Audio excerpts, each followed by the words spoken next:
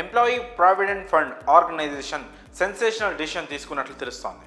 EPFO 3.0 అనే కొత్త వెర్షన్కి upgrade అయ్యే ప్లానింగ్లో ఉంది. దీని ద్వారా పీఎఫ్ పొందే వారికి మంచి సౌకర్యాలు కలుగుతాయి.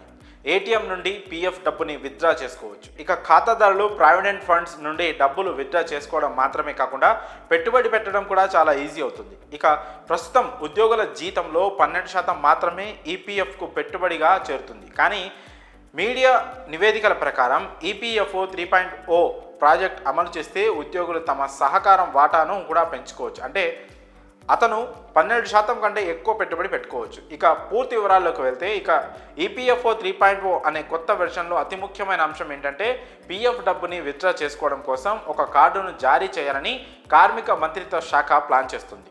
ఈ కార్డును వాడి ఏటీఎం ద్వారా పీఎఫ్ డబ్బును విత్డ్రా చేసుకోవచ్చు. అయితే పీఎఫ్ డబ్బులో 50% మాత్రమే ఇలా విత్డ్రా చేసుకునేందుకు ఛాన్స్ ఉంటుంది. ఇక ఈ సౌకర్యం వచ్చే సంవత్సరం మే నుంచి జూన్ నెలల మధ్య ఎప్పుడైనా అమలు కావచ్చు. ఇక మరో విషయం ఏంటంటే ఉద్యోగులు తమ జీతంలో ఈపీఎఫ్కు జమ చేసే కాంట్రిబ్యూషన్లపై ప్రస్తుతం ఉన్న 12% లిమిట్ని తొలగించవచ్చు.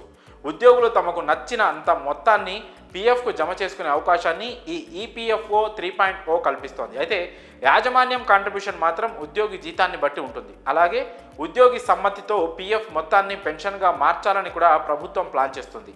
ఈ విధంగా పీఎఫ్ ఉన్న వారికి ప్రయోజనాలను అందించనుంది ప్రభుత్వం. మరి ఈ విషయంపై మీ అభిప్రాయాలను కామెంట్స్ రూపంలో తెలియజేయండి.